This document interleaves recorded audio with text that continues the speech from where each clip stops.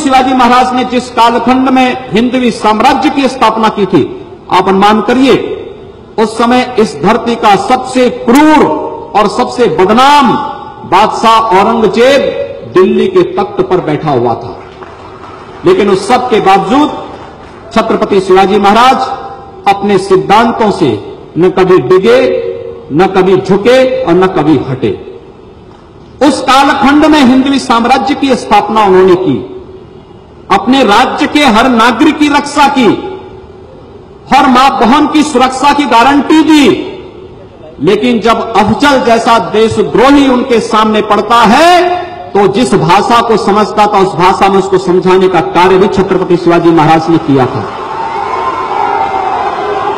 और इसलिए आज आवश्यकता है हम छत्रपति शिवाजी महाराज के द्वारा जिस हिंदवी साम्राज्य की स्थापना आज से 343 वर्ष पूर्व जिसकी नींव उन्होंने रखी थी, उस राष्ट्रवाद के परम वैभव को आगे बढ़ाने की, उस कड़ी को आगे बढ़ाए जाने की आवश्यकता है। और मुझे लगता है इसमें अकादमिक संस्थाओं का योगदान सर्वाधिक हो सकता है, क्योंकि लड़ाई केवल कश्मीर में ही नहीं और ये लड़ाई किसी बस्तर के जंगल में ही नहीं, इस लड़ाई को वैचारिक रूप से लड़ने के लिए हमारी अकादमिक संस्थाओं को आगे आना होगा।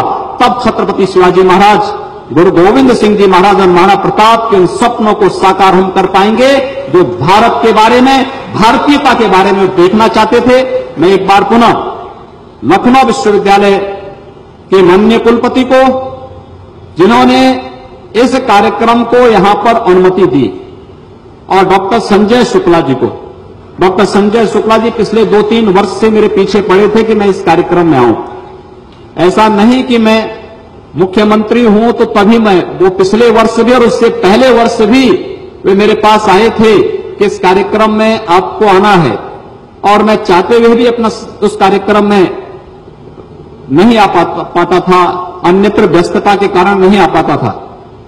लेकिन मैं लखनऊ में था, मुझे अच्छा लगा कि लोगों के अंदर एक जागरूकता पैदा हो रही है, अपने सही और सच्चे महापुरुषों को जानने की उत्सुकता है, उनसे प्रेरणा प्राप्त करने के बारे में उनके सामने एक रोल मॉडल के रूप में छत्रपति शिवाजी महाराज आज दिखाई दे रहे हैं, गुरु गोविंद सिंह जी महाराज दिखाई दे रहे हैं, महाराणा प्रताप दिखाई दे रहे हैं।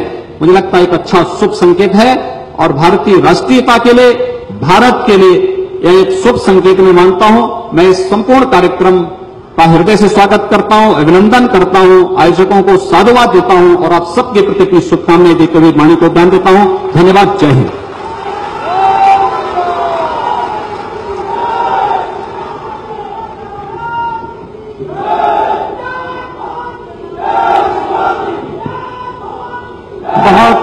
बहुत बहुत धन्यवाद।